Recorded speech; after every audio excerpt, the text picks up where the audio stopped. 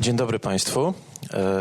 Good morning, ladies and gentlemen. Welcome to our debate, which consists of two panels. The first one is entitled in the following way: Can Zelensky offer hope for Ukrainian reforms? My name is Michał Potocki. I'm journalist of Gazeta Prawna. I've been dealing with Ukraine for some time now, but I still have some questions which bother me personally when it comes to Ukraine, and I will be looking forward to an answer to these questions from our experts. Recently, Ukraine has been in a very unpredictable period, and I'm really curious how our panelists will try to explain this period to us. Tatiana Shevchuk is one of our experts, Anticorruption Center in Kyiv. Tadeusz Iwański, Research Fellow at the Center for Eastern Studies in Warsaw. Gustav Gressel, Senior Policy Fellow at ECFR, organizer of today's debate. The foundation for the first panel is a report prepared by Gustav Gressel on the reforms, particularly with regard to the so-called guardians. Guarding the Guardians is the title of the report. And that's why my first question will be addressed at Mr. Gressel. The question regards current affairs in Ukraine. At what stage are we right now in Ukraine when it comes to reforming SBU, prosecutor's office, courts, all the structures, all the offices that are responsible for the rule of law, and we know that rule of law is indispensable if we want to modernize any state.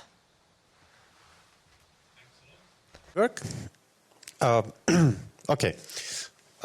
Thanks a lot. Yeah, my report specifically targets the SBU and the Prosecutor's General's office.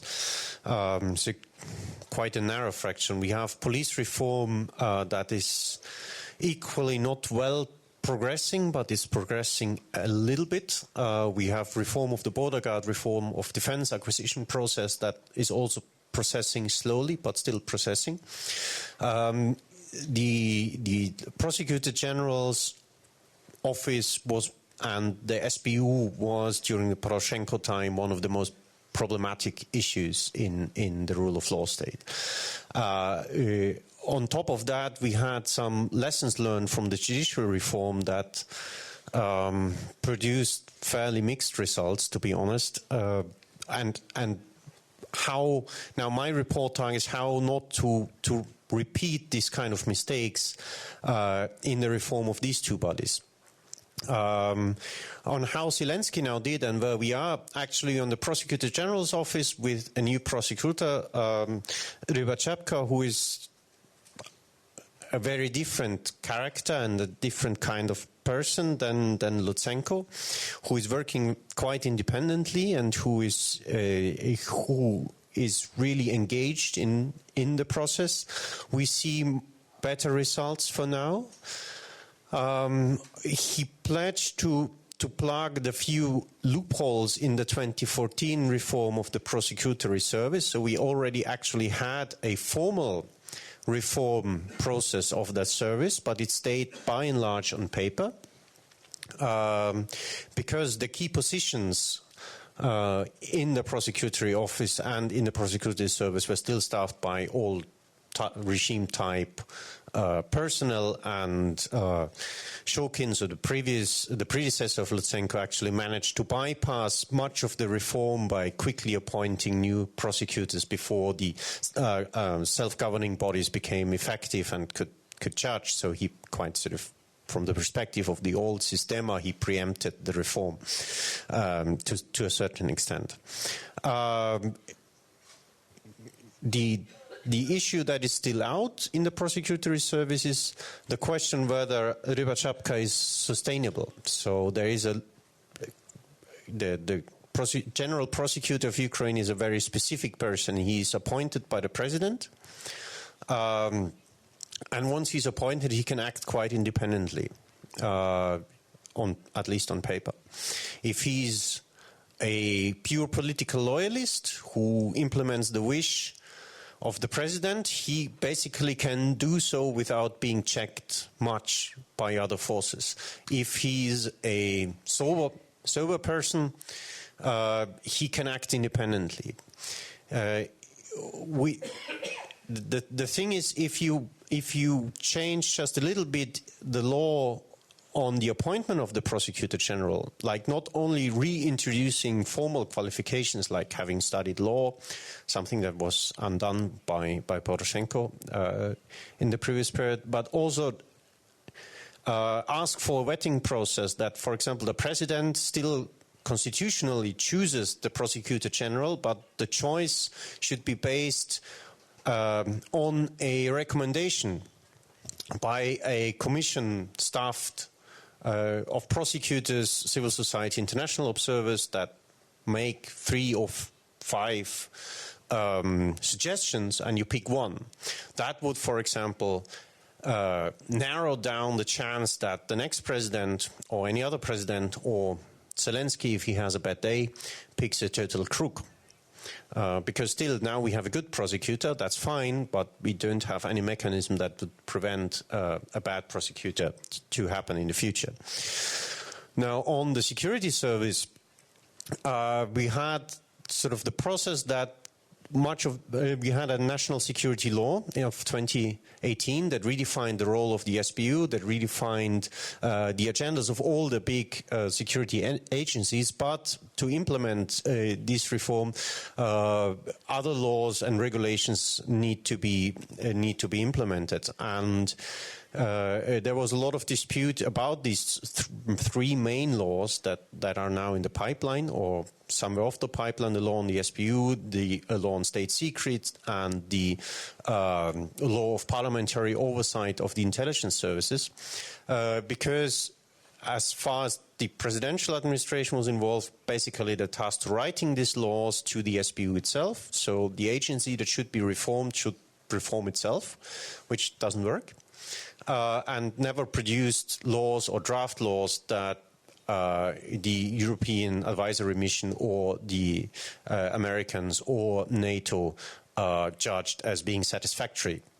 There was one member of parliament who had a background in intelligence, Andrei Levos. He dropped out in this election, and he, together with reform-minded SBU agents, actually drafted counter-proposals to these laws, who were much more to the likings also of international observers and NATO. But again, he dropped out. And to continue this process, actually, the very short-lived head of the National Defense and Security Council, Yatsenyuk, introduced 9 different reform groups for each branch of the security sector. One of these reform groups should deal with the SBU. NATO was involved, the Americans were involved, the EU Advisory Mission was involved. They basically took up where Levos left. And till his resignation, the Europeans were actually quite confident that they might produce something substantial. Now he resigned because of political interference by Bogdan, the head of the presidential administration.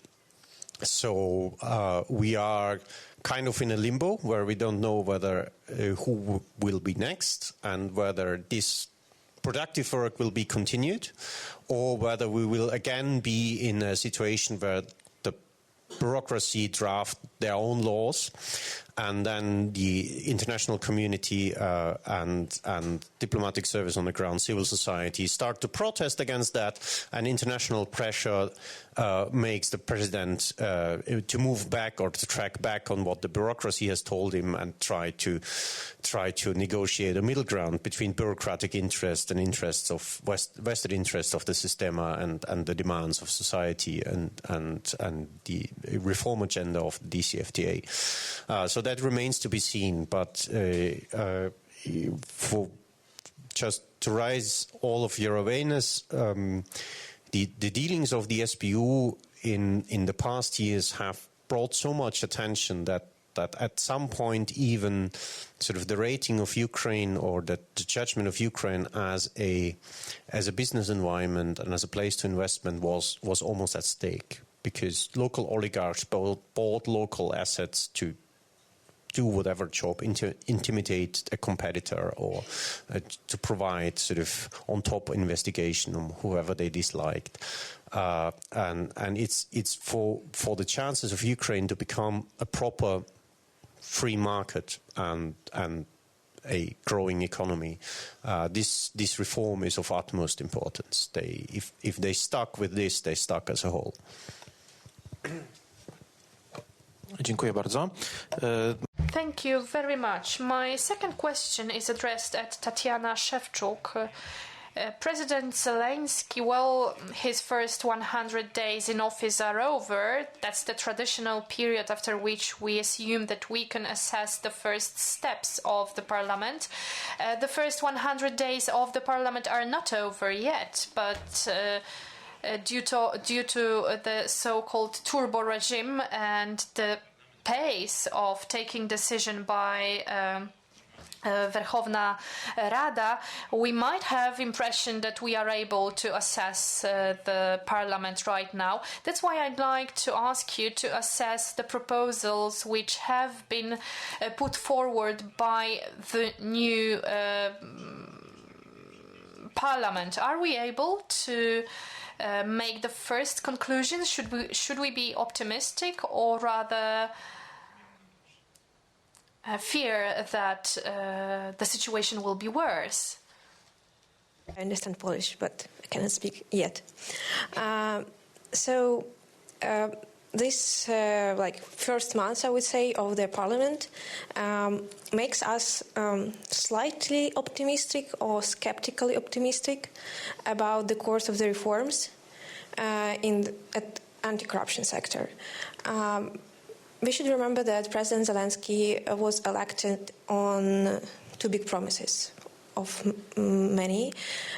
His program was based on promise of fight with corruption and bringing investments to Ukraine. So his anti-corruption package of reforms promises that the anti-corruption reform as it was planned in 2014 and was architectured through the last 5 years would be finished. So he doesn't promise anything radical new. Vice versa, he promised to make those decisions that were not made by previous government, like enabling higher anti-corruption court to see cases promptly, not to be overloaded, to rework to amend the issues of criminal procedural code that disrupted work of NABU, and so, to change their work of National Agency on Prevention of Corruption. So it's no longer do nothing agency, but like effective anti-corruption agency. That's what we've seen from the package of draft laws that were submitted to the Parliament in the end of August, and actually Parliament adopted some of them. Some of them were not that quick as were promised, and it's not that turbo regime that many parliamentarians expected. Yet it's very quick. Because it's not because they are making those decisions from scratch. That's because that's something that was elongated.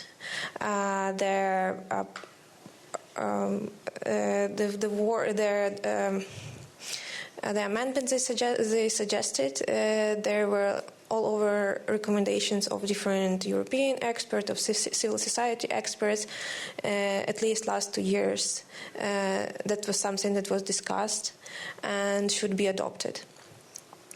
However, there are some thing that makes us skeptical or make us a bit less optimistic is that Parliament is not that eager to adopt everything that the President suggested. For instance, there was a decision to abolish parliamentary immunity of members of parliament, and beside the amendments to the constitutions which were adopted, it required also the changes to criminal procedural code to make this functional cancellation of immunity. And members of parliament were not as ready to make these amendments because they are afraid that it would be a political persecution or something like this. So this draft law that should have been adopted like a week ago, it's still under the consideration. So the turbo regime is not as turbo, but all the changes they were long awaited. Dziękuję. I z trzecim pytaniem zwrócę się do... Thank you very much. The third question I will address that Mr. Iwański, if you would please try and make a comparison between the proposals that Madame Shevchuk talked about, so the proposals of changes presented by the new ruling team in Ukraine and the reforms that followed 2014 Revolution of Dignity by the two governments. So can we really say that any of these teams is more determined to fight against corruption, to introduce changes in those areas of life that we are discussing today? Thank you for the question. Thank you for the invitation also. Well, I have an impression that basically, in spite of the turbo regime that Tatiana talked about, today it's really hard to compare the government of Oleksiy Honcharuk and the government of Farsin or Zelensky, because as far as the first two governments, the two gentlemen had 6 years in the capacity of the Prime Minister. Oleksiy has only 6 weeks at his office. And when you look at these acts of law that are analysed and voted upon by the Parliament, in those proposals you don't have any government proposed act of law, because members of the government are only starting assuming their officers, and there's also a rotation of the staff, which apart from the terrible regime must be a panacea of change in Ukraine. So vice directors, heads of departments, main specialists are being changed now, and the government is only starting to recognize its field of activity, and the first decisions don't pertain to these issues. I mean, one of the very important decisions made by the government was the decision on the Naftogaz split, which was a very important thing to do in the context of the gas market reform initiated in 2015 by Yatsenyuk Poroshenko teams. And well, it is also important in the context of tripartite discussion between the EU, Ukraine and Russia concerning a prolongation or signing a new gas and transit contract concerning Russia and Ukraine. Apart from that, I think it's really hard to compare, Honcharuk rule and other governments, because we have absolutely different contexts, both political context and security context and economy context vary. At the time of Yatsenyuk assuming his office, which was February 2014, when he made his first cabinet, you remember what this situation in Ukraine was. The state was just after the Dignity Revolution, and the Crimea operation was about to start. That really absolutely shocked Kyiv, and then Donbass, and then open Russian aggression and the entry of Russian troops in August, and so on and so forth. The Honcharuk's government starts acting in a situation when the situation in the east is basically stable as of February 2015. Well, okay, the war has not been completed. They are victims. However, the situation does not determine the activity of the Ukrainian government. It's not so much of a challenge as it was in the past. And economic situation, the same might be said. In 2014 and 15, Ukraine lost 17% of GDP. Hryvnia's value to euro dropped 3 times, and also monetary reserves were drastically small. And now the economy of Ukraine is increasing.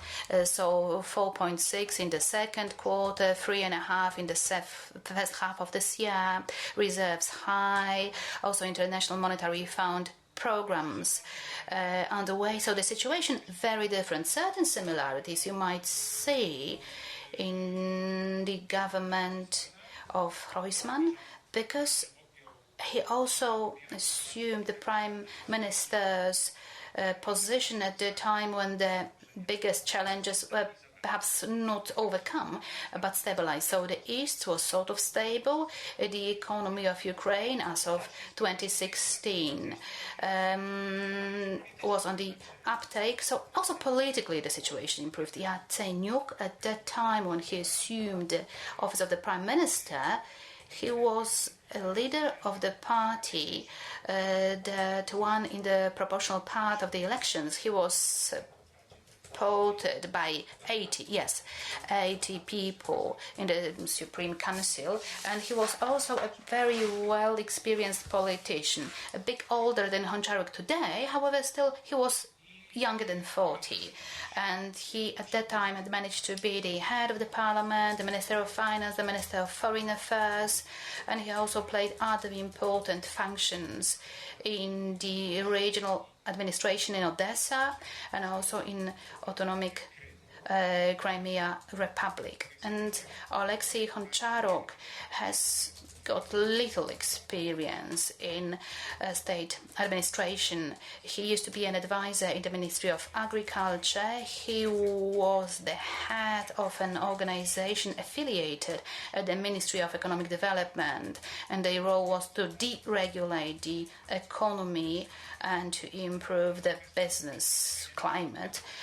I'm not saying it all just to depreciate Honcharuk's abilities. I just wanted to demonstrate differences, very different context we have today. Economic, political context, security context of the times when specific prime ministers assumed the cabinet. And I'm talking about it because I think that the context is very important when we think about the possibilities of making a real change in the area of reforms. That those times, 2014, 15, when the greatest number of reforms were initiated, not 2017, not 2018, but rather 14 and 15, these reforms were initiated, the most ambitious ones, because the situation of Ukraine was so bad. At that time, Ukraine desperately needed support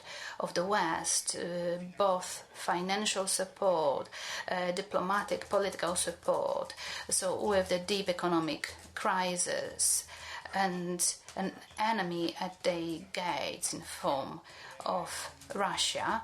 And on the other hand, at that time, there was a very strong pressure by the civic society.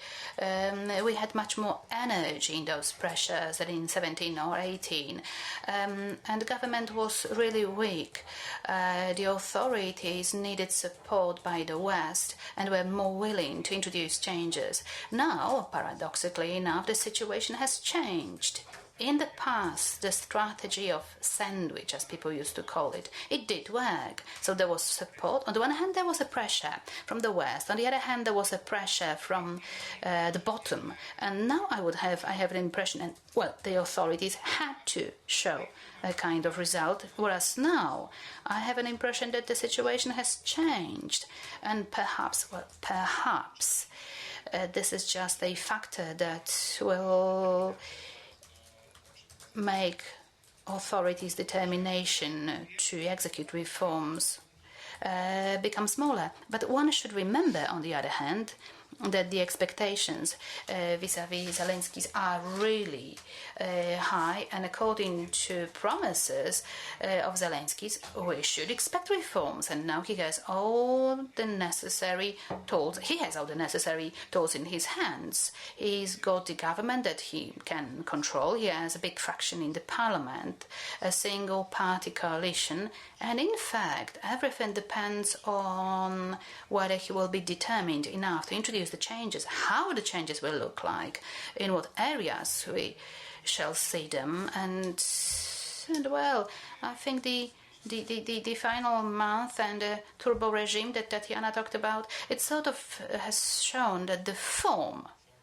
of ruling the country will be important. I mean, the form associated with subjective or not subjective treatment of the MPs, or the acts of law that have not been adopted in the framework of turbo regime to a great extent that pertained to the security of the MPs themselves. So I guess that here what is needed is more partnership between the office of the president, which is now the main center of authority in Ukraine, and the parliament. Thank you very much. And in this way, very smoothly, we'll go to the second round of questions, and the question concerning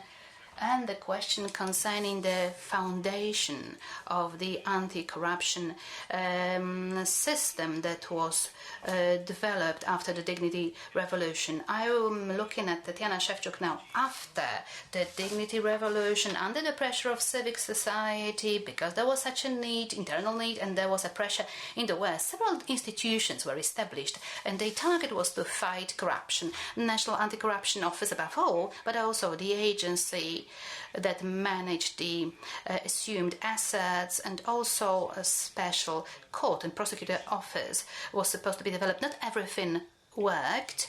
However, well, the most effective solutions were supposed to be patient, like DNN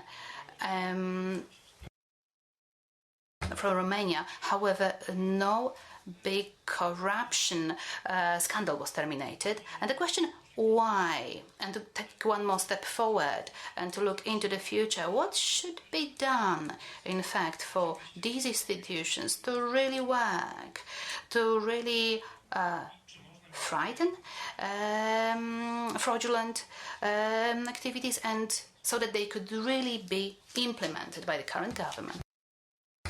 Anti-corruption agencies that was created in 2014 was not created for the sake of call every agency anti-corruption agency or bureau.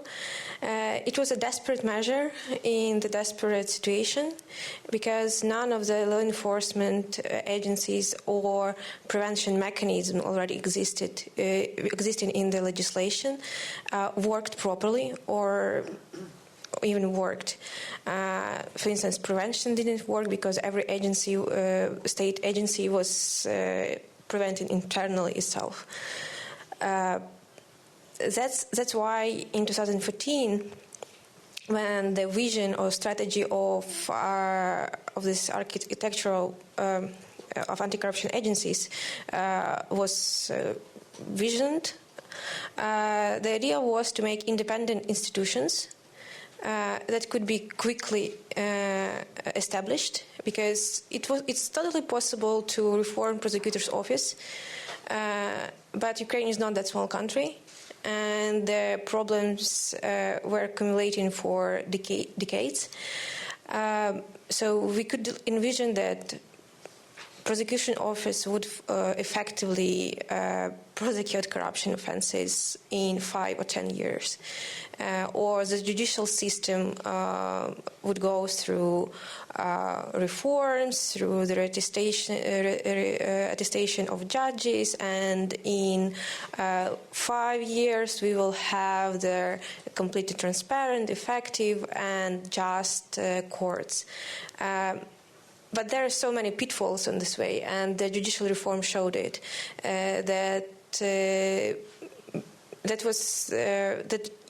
one mistake on the way and you completely lost the reform. So we decided in 2014 that it would be a proper way for Ukraine to create like separate agencies. And creating like new independent institutions requires two things, like institutional independency and all procedural rights, budgeting and so on, and right people going in there. So at that instances where we could at least make it balanced both institutionally and in terms of selecting people, I believe NABU is the example. It has a lot of problems, but in general assassinate, I would say it is the example when both institutional independence and a very thoughtful process of selecting people helped to build this functioning institution. It didn't happen with prevention agency, for instance. There was a mistake by design from the very beginning that it was suggested to be a commission. So there is no one person in charge of it. It's like several people bearing the responsibility and non-functioning together. And the process was rigged, and we were not sure from the very beginning of transparency and integrity of the people selected, and it showed that they were politically dependent and not very professional. And their institution with great powers and with the great responsibility, one of the greatest responsibility of it was to check the assets of their public officials, because their establishment of electronic declaration, asset declaration system was a very difficult process, but at some point it was a very huge success, because at last, people see the assets of the public officials. Today, it's a part of vetting process, or even like a starting point of getting acquainted with a certain public official or nominee is just to look at the asset declaration, so we can judge whether this person has integrity or not, or what questions to ask. And this agency failed to check the declarations. There are like millions of declarations already. At the moment, almost 2 million declarations, and they've checked like few dozens, maybe 100. And the decisions they made, they were mostly in the form of political persecution, because they were asking questions not to the all public officials or top officials, but those that were against their government at that time. So at this point, what the next step is to finish what was started in 2014, just to give their independence to all the institutions, and to make sure that their transparent and integral people are in charge and are inside of these institutions. So that's the reason why in new prevention agency law or amended law, we suggest that there would be only one head of the agency, and their decisive voice of selecting this person would be given to their civil society and international experts. It's something and again, bringing internationals to the table is not the way we want to legitimize the process or show our dependency on European Union and other partners. It's just the way we tried in last 4 years, and it showed its effectiveness. Because, for instance, during selection of judges of Anticorruption Court, it was very helpful to get rid of people with bad reputation or people who are very questionable in their assets or professional history, to get them out of the process, to get them out of the institution. If it answered your question. Dziękuję bardzo. Thank you very much indeed. My second question in the second round will be addressed at Tadeusz Iwański. Well, one of the factors hindering Ukrainian reforms recently have been the impact of the traditional oligarchian system.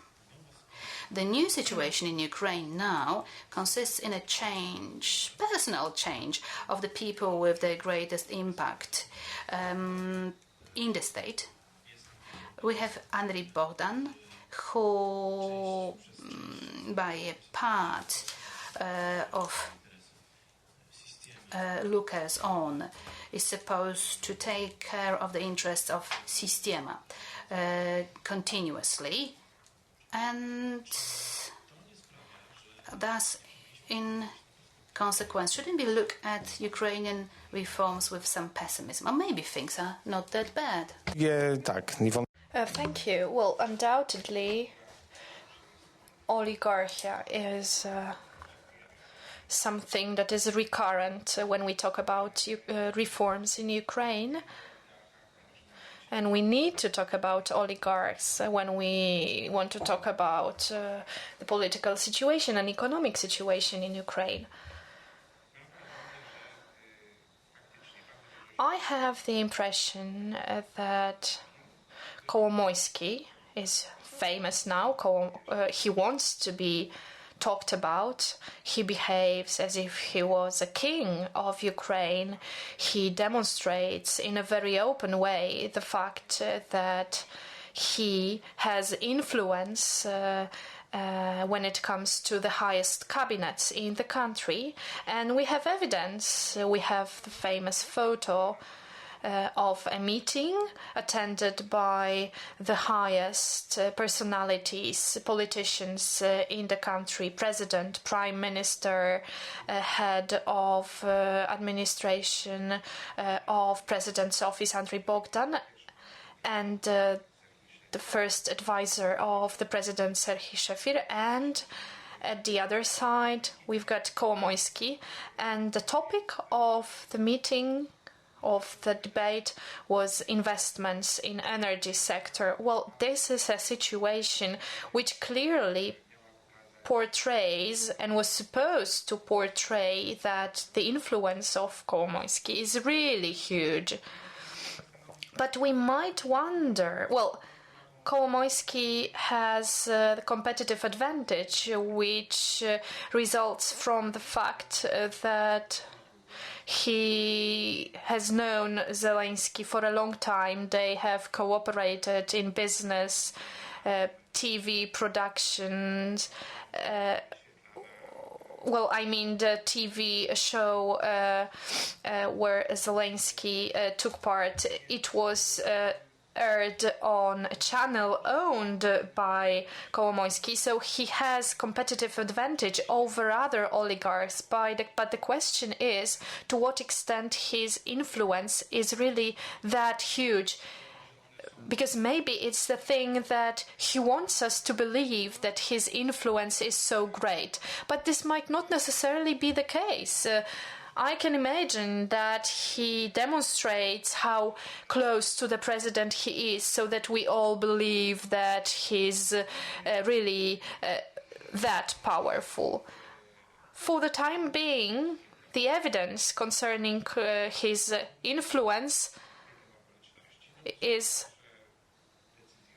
decisions of the court, because it's difficult to call it coincidence, particularly economic decisions which are in favor of Kolomoisky. The latest decision of the court in Kyiv 2 or 3 days ago regarding Dnipro Avia company, which was in fact returned to Kolomoisky. That's just one example. And yet another decision that shows the influence of Kolomoisky is the nomination of Andriy Bogdan, who was advocate of Kolomoisky when it comes to the office of the president's advisor. And at the time of Poroshenko's rule, well, people appointed to that position did not have political influence. Woshkin, Igor Rhein, they were just officials. Well, Woshkin had some power, but Rhein did not have any. And in a situation where President Zelensky is a newcomer when it comes to Ukraine's politics, the role of Bogdan is increasing despite his young age. He's super experienced as politician, as official. He knows lots of people from Ukrainian politics. He knows backdoor connections. He knows how to function in this world. So, if it turns out that Bogdan acts on behalf of Kolomoisky, which is possible, and unfortunately there is more and more evidence suggesting that the mission of Daniluk, for instance, that's Daniluk's explanation. He said he resigned because he could not be okay with the way of rule by Andrei Bogdan, as well as he was not okay with the growing influence of Kolomoisky.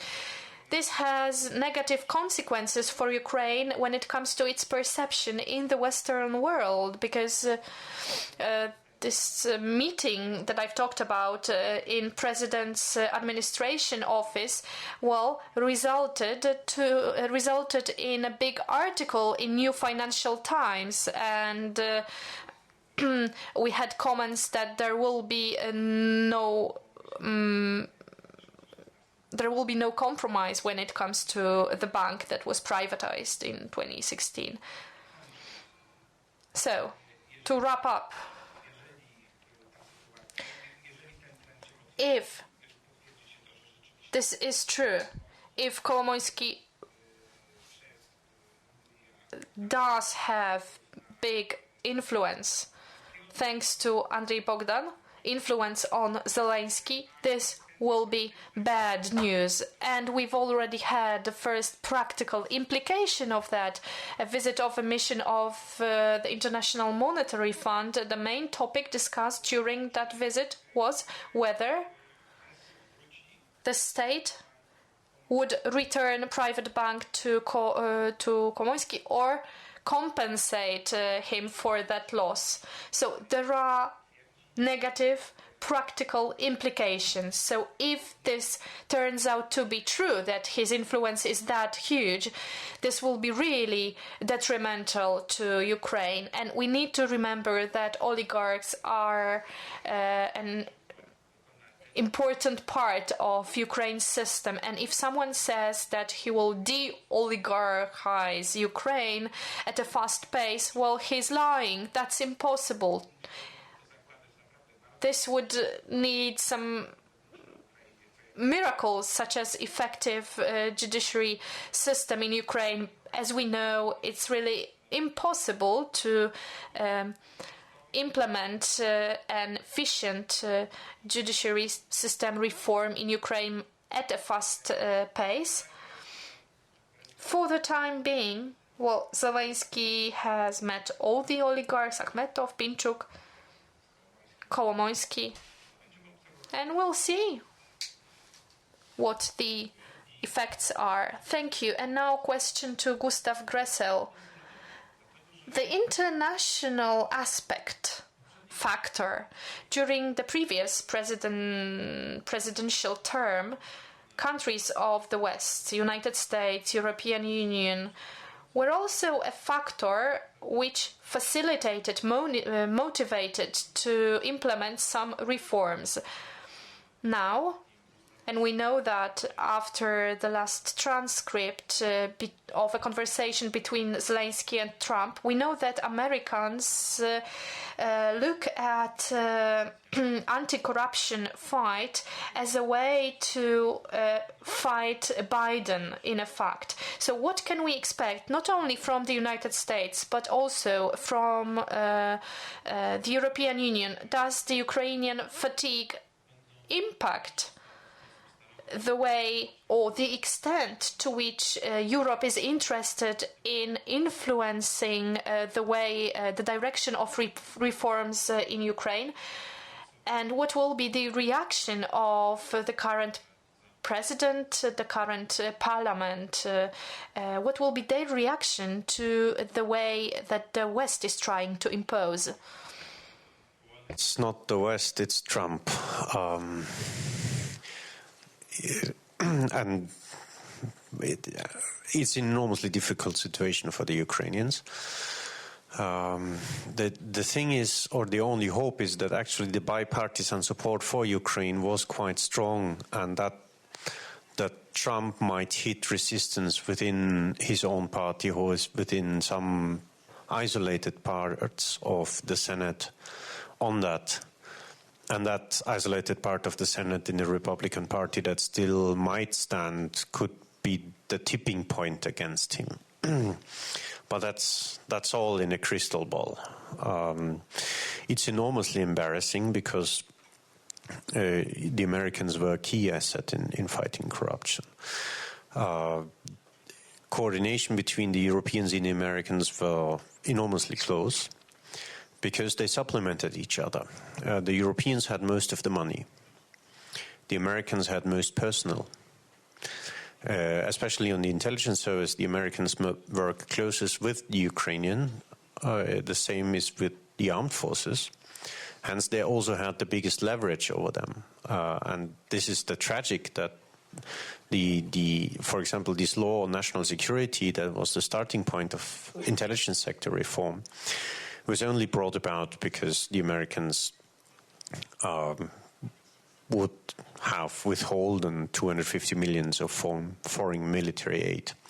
And the Ukrainians needed that. And now sort of Trump has weaponized that for his own purposes. In the State Department, the line bureaucracy, the ambassadors the Americans had there were really hardworking people who did the best for American foreign policy and for the Ukrainian reform process. Now they get smeared in a campaign.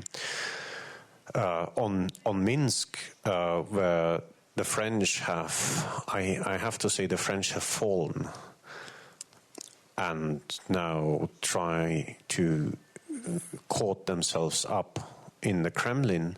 Kurt Volker was, together with Merkel, sort of the only two pillars that are still left. Merkel will leave. Kurt Volker has resigned because of the outfall of this nonsense. And now we only have the Germans standing in Normandy format that would prevent or that are willing to support the Ukrainian positions not to have the Minsk Accord turned into a note of surrender towards federalization, neutralization and Finlandization of Ukraine. Diplomatically, we are in enormous tricky times, and I think west of the order, nobody understands the predicaments the Ukrainians are into, or west of the order plus the Chancellor, probably nobody understands the predicaments the Ukrainians are in. On the fight of corruption,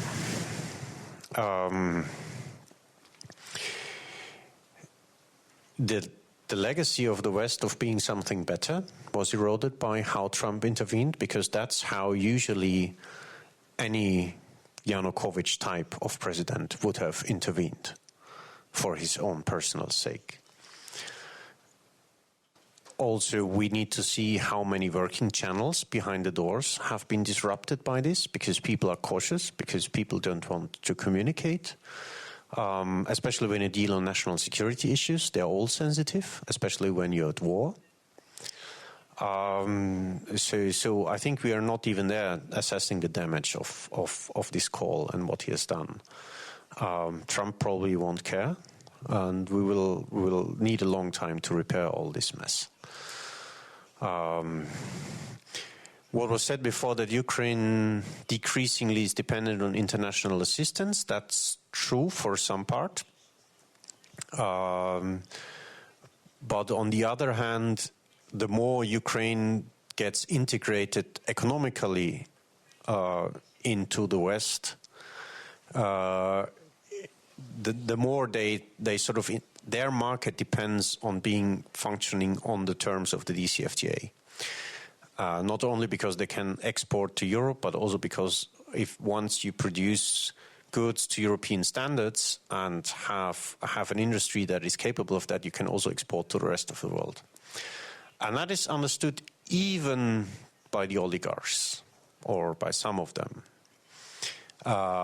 So there is a slight interest, even sort of without their direct European intervention, to have sort of the chaos and the self-servingness of the Sistema not to be too disruptive.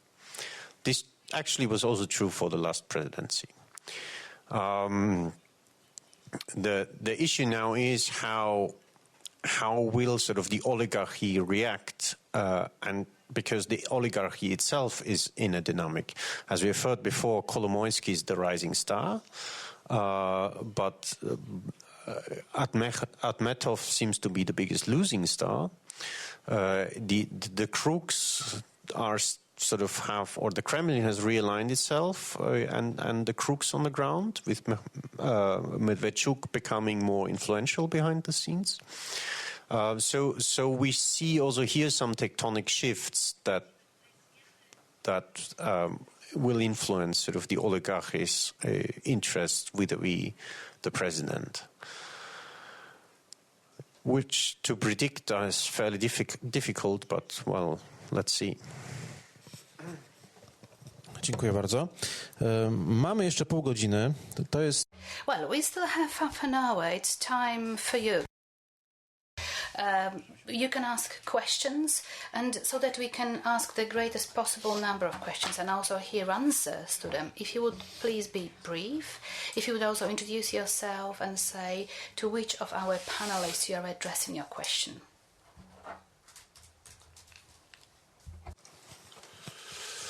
Dzień dobry, Jarosław Drozd. Jarosław Drozd, Kardon Wyszyński University. I wanted to ask Tatiana, in our discussions, yes, 26 authority units in Ukraine. How do you can see the possibility of introducing Kyiv's decisions in specific oblasts, in specific provinces of the country?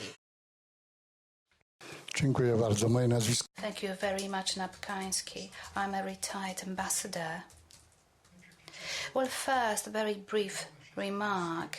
You may not disagree with Mr. Iwański. Well, fighting against oligarchy is a very difficult activity, but what you have to add to it also is without demolishing them, you will never have independent Ukraine. Never. When shall it occur? Either the oligarchs will assume power and kill each other, or the society will finally understand that independence with them is impossible, and they will have the Maidan of economic transparency. This was just a note. And a question to Madame Shevchuk, basically to everyone.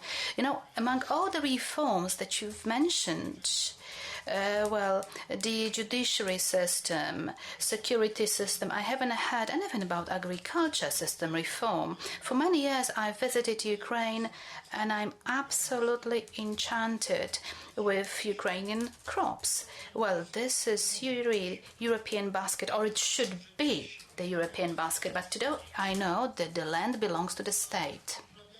and it's managed by holdings, big corporations. These are the new royal families in Ukraine. I don't know who they belong to, but I don't think that many Ukrainians are among the owners of big holdings that have huge land. And there was a draw of an act on free land trading. Well, I had voices that holdings will buy out our land. And my question is, and what about those that work there? You know, those that work on the land are only working.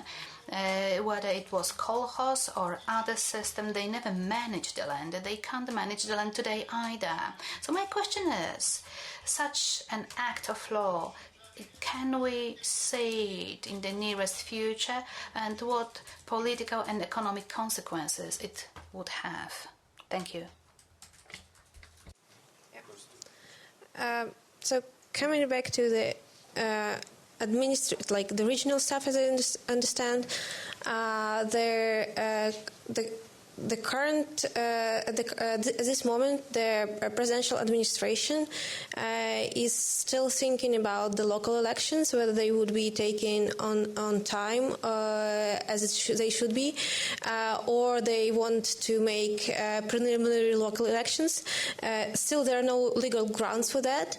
At least in Kyiv, for Kyiv, they plan new law on the capital city, just like changing the governance of the capital city, because they have this feud with Klitschko. How do they process with other regions with like decentralization reform? Because the regions have too many power now in terms of budget and everything. But what we see, they kind of pleaded allegiance already to Zelensky. And they kind of find mostly there are some different difficulties with Dnipro region, but I think they will make it at the end. And still they have very big support on the local level. So if the elections come in next year, there would be like a servant of the people on the local level as well. But they don't have problems with regional governments yet, not major problems. Coming back to their land reform, yes, it's true that also there is no free agricultural land market. Most of the lands are in lease, or I would say it's temporal ownership, because these lease agreements are 50 years term of big holdings. Or oligarchs or land oligarchs. For instance, one of the biggest land leasers on the east of Ukraine is the AntAC of Akhmetov. So they are the ones who are against the land free market because they are good as it is now. The president promised the land reform, so they promised the land market by 2020. I think it was the last term was 1st October of 2020. The draft law, which was introduced by Minister of Economy, is okay for now. There are some problems with it, as we see it, because they promised it would be totally transparent ownership of the land. With the state of transparency of ownership as a whole in Ukraine, it's a bit problematic. Although we have this obligatory transparency, so technically every company in Ukraine should disclose their beneficial owners. But there are so many ways to go around it. And as of now, the draft law does not suggest how they will check the real beneficial owners of the land. For Ukraine, it's not just problem of their oligarchs who will own the land, or land oligarchs, land barons. It's a problem of national security because we are afraid that the land could be bought by Russians because still there are a lot of assets of Russian companies, of Russian oligarchs indirectly owned in Ukraine. So it would be a big question for opening land market as well.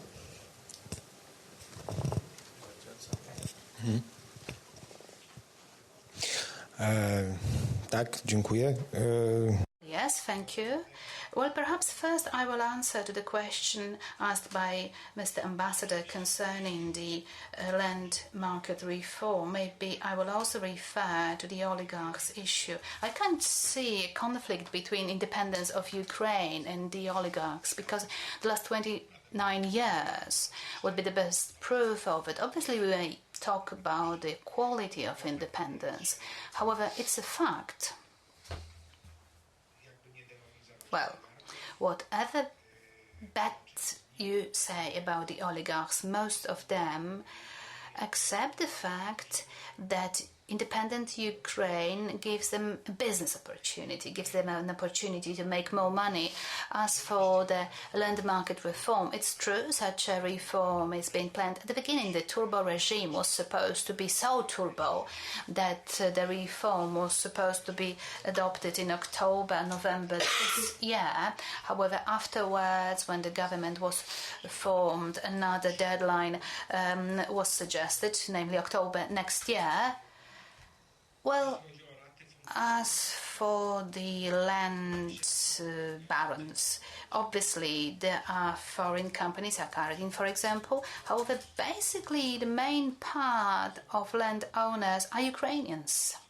I don't know whether they are, they are Ukrainian citizens, I should rather say. Andriy Varetsky, Oleg Bakhmatyuk.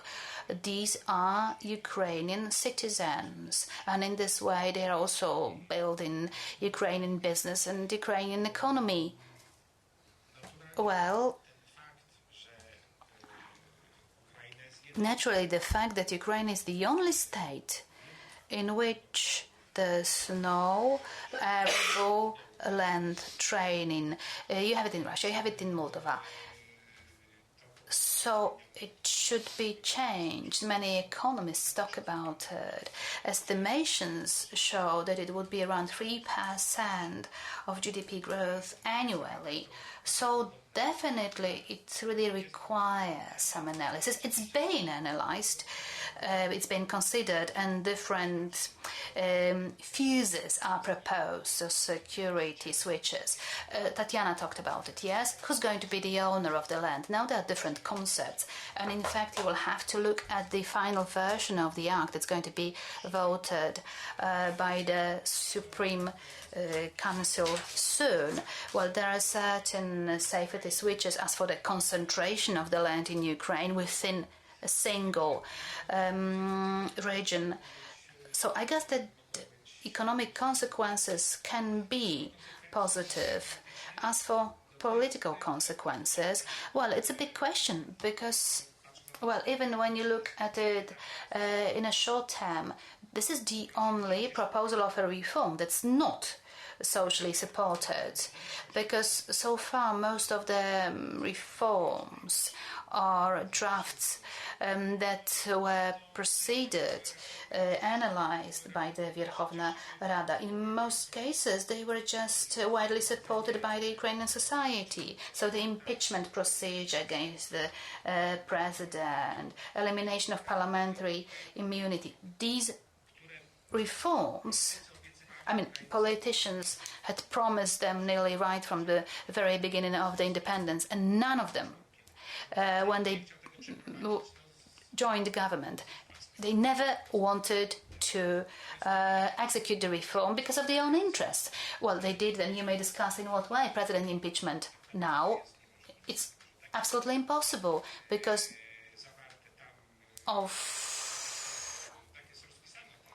the way the act was written, that in fact president's impeachment is hardly possible.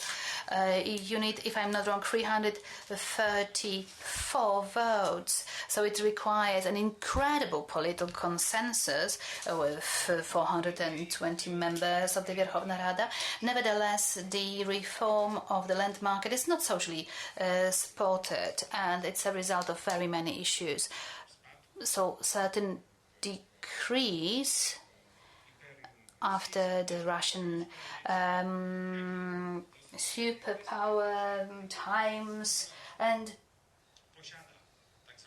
I would say not so many people have the so-called pies or these parcels of land or 3-4 hectares that they could sell, because obviously those that have the land support the act because they would like to be able to sell it, to monetize their land. Those that don't have the land are rather against the reform. So we'll see if the reform is executed. We'll see how it impacts the ranking, the popularity of Zelensky.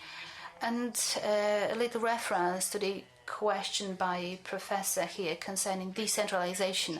Ukraine will be forced to accelerate decentralization, and it was talked about anyway, because soon we'll have the planned, scheduled local elections, October next year. On the other hand, for 5 years we've had the reform of voluntary joinings, and during the recent months of Groysman's cabinet there was talk that the Hromad's joining should be accelerated with administrative methods, namely every province should adopt plans that would be accepted by the Oblast Council, sent to the Council of Ministers, and the plans would really be a map showing new territorial units or new unified Hromads, and it's going to be, and it will be accelerated so that the new elections in 2020 cover the whole of the Ukraine, because now we have two systems in the country. Some of the regions are covered by the new unified Hromads or communes, and the others are still living in the old system, which means that confirmation of such a plan that Honcharuk's government is not leaving decentralization but it's going to continue it. We have to have a vice minister of the local development, the one that we had in the previous cabinet of Groysman. He should also be responsible for decentralization, and he should also be included in the new ministry, in this government.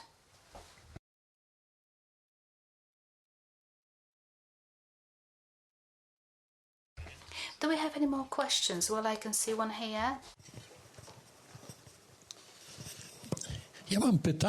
Well, I would have a question concerning the expected coherence of the Ukrainian Rada Council, because my opinion is obviously an opinion of a layman, but I think that MPs are conglomerates. We saw it in Poland several times. So far, the parliament was rather coherent in its functioning, but again, these were specific times. And now, when you have things that are really dividing the Ukrainian society, to some extent the parliamentarian base of the government can be maintained, especially if you can expect that activities in the parliament may also be impacted by the oligarchs. And I think the difference between Ukraine and Russia consists in the fact that in Russia every politician has their own oligarchs, mainly Putin. In Ukraine it's vice versa. Oligarchs have their politicians, and it is a difference. So then the oligarchic system, wouldn't it really lead to divisions in the council? And a very specific question. Mr. Kołomoyski has tremendously great resources in Donbass, and the fact that a big part of his assets are located there, how can it impact his political action in Ukraine? Thank you.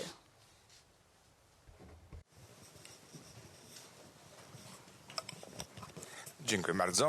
Jerzy Kiełbowicz. Thank you very much, Jerzy Kiełbowicz, Security University by Piłsudski. I would have a question to Madam Tatiana. You informed us that around 2 million of declarations made by officials in Ukraine were collected. It's a lot. 2 million. So my question is, are these typical forms, paper-based forms? I remember being a clerk at the Ministry of Justice. I had to do the same. And is it done on paper or electronically? If on paper, later on, in processing of the forms, do we have IT specialists or not? Because you informed us that out of the 2 million so far, only several thousand, or perhaps a little bit more, have been processed, checked. If it is going to look like this, I think won't see any improvement for a long time. Teraz na te dwa pytania. Może zaczniemy od ostatniego, które... Let's now answer these two questions, starting from the second one. Declarations. They are all electronical, and they are electronically submitted. And the big thing that they are all available, all but SBU's declaration, SBU's and military prosecutors' declarations. So also, although the declarations were not properly checked by prevention agency, as they were all public, and they are public, everyone can see these declarations, and they were a subject of a lot of investigations by journalists, civil society, and just lay people. Especially it was a big thing during the elections, because different constituencies used to check their future MPs and so on. So that's how they are workable. I pierwsze pytanie, Kołomoyski. And the first question, Kołomoyski, Donbas, Mr. Gressel. I don't think Kolomoisky is here the most subversive part. So he has a lot of assets in the east, but they're more around Dnipro and the south. So Akhmetov is much more vulnerable in terms of assets, and he has lost most from the war. Kolomoisky, there's some holdings, I think some cement works that are on the other line, but I don't know if they're actually still operational. Most of the industrial facilities have been transferred to Russia or have now different owners and export to Russia. Kolomoisky, actually, he was one of the biggest financiers of voluntary fighters because he didn't want to have the Russians too close to his own assets. That doesn't make Kolomoisky unproblematic, however, not only because of his sort of private interests, but because otherwise he's very flexible of whom to get on board as an investor or as a money giver for him, and there are sort of discussions whether he's too friendly towards Chinese investors, etc. So that's this. On the conglomerate, so yes, Servants of the People is a very, very heterogeneous party, but they're still bound together by success. What I see most critical is Zelensky's attempt to diminish the influence of the Rada as such, not only by flooding it with proposals, but also this draft law that would automatically strip members of the Rada, deputy members of the Rada, of their mandate if they would leave a faction or be excluded from a party. That was, it's sort of, now it was not voted on, but it's still somewhere in the limbo of discussion. If you just reimagine the events of 2014 under this law, Yanukovych would have won. So there are some dangerous moments in Zelensky's team that try to sort of curtail the Rada, which, despite of all the problems the Ukraine always had, the Rada at certain times was basically the rescue anchor of the nation. And just one sentence again to the oligarchs. The good thing about Ukrainian oligarchs is that there are more of them.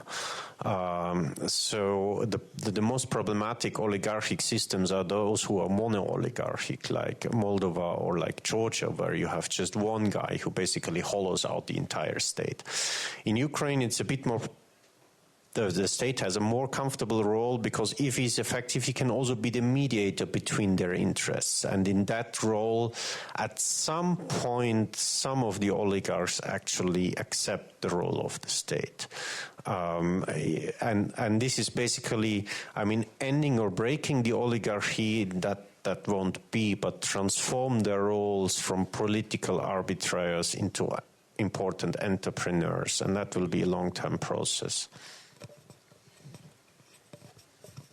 Czy mamy jeszcze pytania? Are there any other questions? We still have time for 2 shorter or 1 longer question. I encourage you to take the opportunity because during the next panel there will be no possibility to ask questions. Okay, there are no more questions. That's why I'd like each of you to end on a positive note because we've been a bit pessimistic.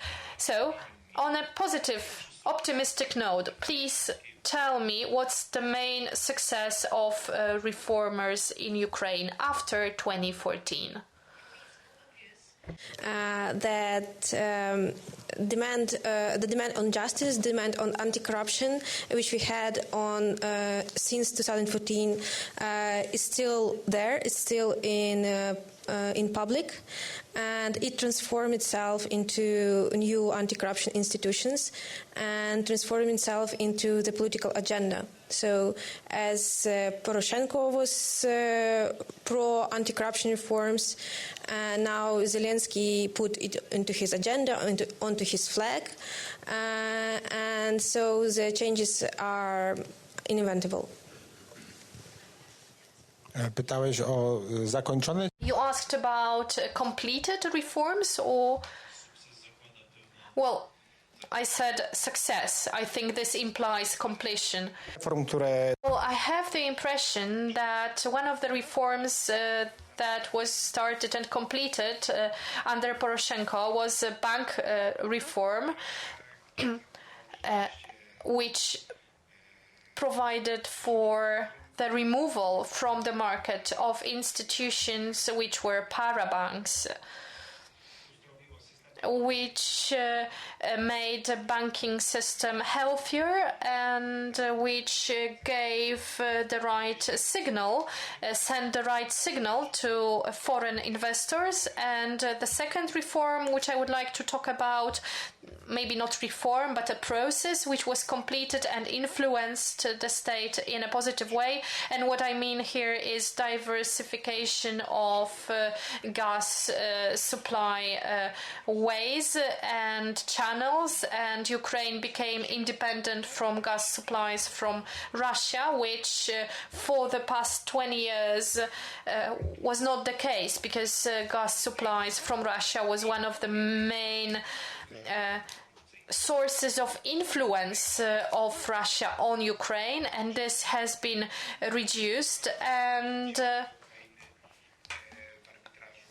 Ukraine was successful in arbitration in Stockholm because the decision was made that Ukraine was right and Ukraine was given compensation.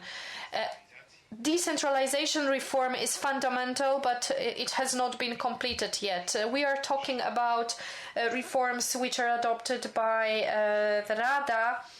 When you travel in a Ukrainian province, you might see that the reform concerning decentralization is really working. Municipalities have more and more money. That's why we should keep our fingers crossed for that reform, because it makes the foundations of the state healthier. It's a grassroots reform. We don't need to wait till the reform goes from the top to the bottom, but it directly affects local communities, and that's why it's so important. As the military guy, I would of course say the recreation of the army. Also, the Ministry of Defense is still a mess, to be polite. But on the other sort of on non-military stuff, I would also say decentralization reform.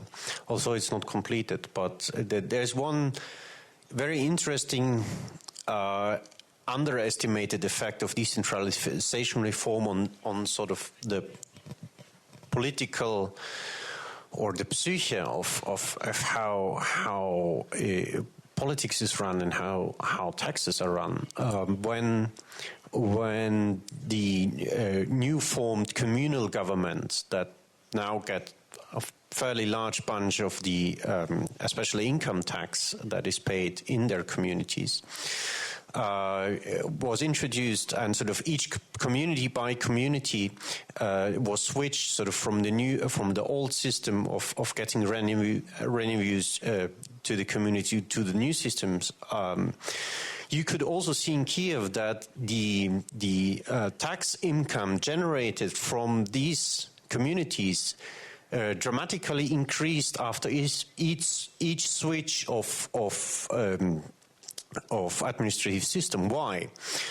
Because before that, if you were a mayor and you had your little village, you had a school, a small hospital, or a doctor center, and the road. You had to pay the teachers, or not to pay the teachers, or to repair the road, or to get the doctors their medicine. You had to ask the ministry in Kyiv, and they might give you money, or they might give the respective departments money or not. Now you are responsible for having the money for that. So, of course, the mayors now, not only that they're more responsible, also now they care who is stealing from the tax budget in their village, because if you had a large factory outside of the village, usually you didn't care whether the people employed there pay their taxes and whether the guy who owns this factory actually pays their taxes, because it's not your money after all. But, of course, you know what these people earn because you're the mayor and you talk to them, you drink with them. And suddenly these people steal money from your budget. They steal money for your road that goes through the village. They steal money for your teachers. They steal the money you need to repair the kindergarten. They steal your money that you need to modernize the hospital. And suddenly they start to approach these guys. Guys, you can't continue this way. And that is introducing for the first time after the Soviet Union, after this centralized patriarchalic system of administration, the issue of responsibility both ways. Politicians, mayors, the most tangible forms of politicians need to deliver, and taxpayers need to deliver as well. And they see the immediate effects of both ways. And that sort of course, it's just the start. But to my point of view, this is the most dramatic break with Soviet and post-Soviet history in the country. Dziękuję bardzo. Dziękuję również. Thank you for attention. Now I'd like to invite you to a half an hour break, after which we will talk about relations between Ukraine and other countries, other organizations. Thank you very much for attention. I also like to thank our panelists, Mr. Gressel and two other panelists. Thank you very much.